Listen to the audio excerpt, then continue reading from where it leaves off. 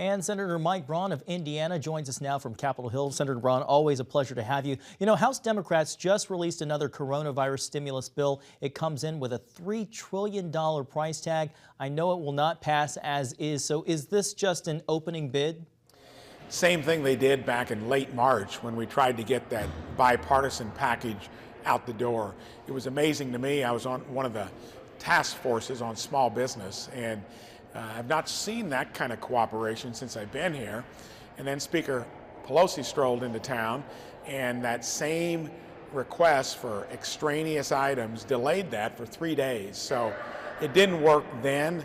I guess they're not going to give up on it, and it's a non-starter. Senator Braun, speaking of the economy, April saw the sharpest rise in grocery store prices in 50 years due to increased demand and the forced closure of meat processing plants amid the outbreak. You sit on the Agriculture Committee. What's being done to address higher costs, even as tens of millions of Americans are now out of work? You know, that's one of the difficult things, because we're actually constricting the whole food supply chain.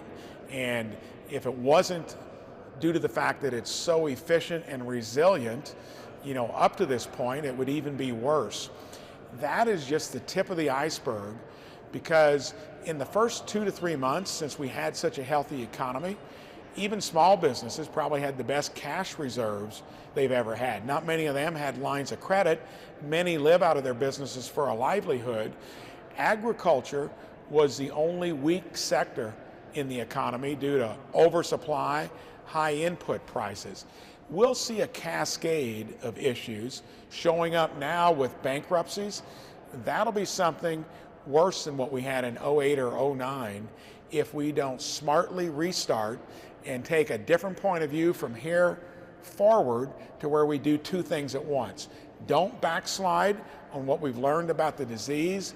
Don't let it dominate how we operate going forward. The Dems just wanted to throw out there that the CDC controls the dynamic of reopening, as opposed to the White House. That would have been a classic blunder. They couldn't even get testing out of the gate correct when they threw hurdles in front of it. I brought that up at the hearing yesterday. That gets blamed on the Trump administration. It was the regulatory agency that's part of this way, the way things work here. Shifting gears a bit and turning overseas, I know that you've signed on to Senator Graham's COVID-19 Accountability Act. That would allow the president to sanction China if it doesn't cooperate in investigations into the origins of the coronavirus. Is China not cooperating? China is going to only do what it has to do, and that's clear by its past behavior. Ironically, they were starting to come around with President Trump's pressure. He didn't want to use tariffs. Most of us didn't, but it finally got them to come to the table. And then coronavirus raised its ugly head. I won't list all the bad behavior that China has had as a trading partner. I don't know if you can even call it a partner on the world scene. Now this is really exposing, I think, weaknesses in their own system. They're going to make more broadly the rest of the world question, are they a country that we can trust building relationships down the road? They need to come clean on what happened. I'm not necessarily for anything punitive, but they ought to at least have the responsibility to be honest about how this rose, what they did to impede information that maybe caused a flare-up across the world. Senator, you have a new bill that you're proposing. It's called the Parental Notification and Intervention Act.